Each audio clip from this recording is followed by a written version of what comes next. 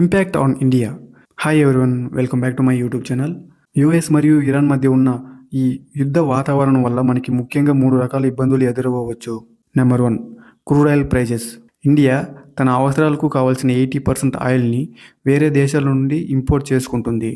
Iran మరియు US యుద్ధం వల్ల ఇరాన్లో ఉన్న స్ట్రైట్ ఆఫ్ హార్మోజ్ను బ్లాక్ చేస్తామని తరచూ హెచ్చరిస్తుంది. అంటే ప్రపంచంలో 20% ఆయిల్ ఇక్కడి నుంచే వెళ్తుంది. సో దీనిని బ్లాక్ చేస్తామని మనం ఇక్కడ గుర్తుపెట్టుకోవాల్సింది ఏంటంటే, మనం ఇరాన్ నుండి ఆయిల్ అనేది కొనట్లేదు, కానీ యుఏఈ, సౌదీ అరేబియా, ఇరాక్ ఈ దేశాల నుండి వచ్చే క్రూడ్ ఆయిల్ ఇరాన్ లో ఉన్న స్ట్రైట్ ఆఫ్ హార్మోజ్ ను క్రాస్ చేసుకుంటూ అరబిక్ సీలోకి ఎంటర్ అవ్వాల్సి ఉంటుంది. ఇరాన్ గవర్నమెంట్ ఈ స్ట్రైట్ ఆఫ్ హార్మోజ్ ను బ్లాక్ చేస్తామని తరచూ హెచ్చరిస్తుంది. దీనివల్ల ఇండియాలో పెట్రోల్ అండ్ డీజిల్ ప్రైసెస్ పెరిగే ఛాన్సెస్ ఉన్నాయి. అలాగే కామన్ మ్యాన్ పైన ఇన్ఫ్లేషన్ ప్రభావం ఎక్కువగా ఉంటుంది. Second point, Chabahar port and connectivity. India Iran లో ఉన్న చబహార్ పోర్ట్ ని బాగా అభివృద్ధి చేసింది. ఇది ఇండియాకి, ఆఫ్ఘనిస్తాన్ కి మరియు సెంట్రల్ ఏషియాకి ఒక గేట్ వే లాంటిది. ఈ ఏరియాలో యుద్ధం జరిగితే మనం ఇన్వెస్ట్మెంట్ చేసిన వేల కోట్ల రూపాయలు మరియు మన ట్రేడ్ రూట్ దెబ్బతినే అవకాశాలు ఉన్నాయి.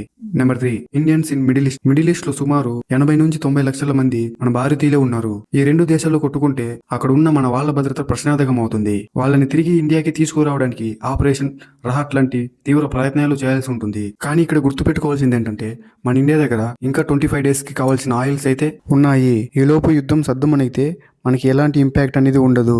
ఇలాంటి మంచి ఇన్ఫర్మేటివ్ కంటెంట్స్ కోసం keep following our channel. Thank you.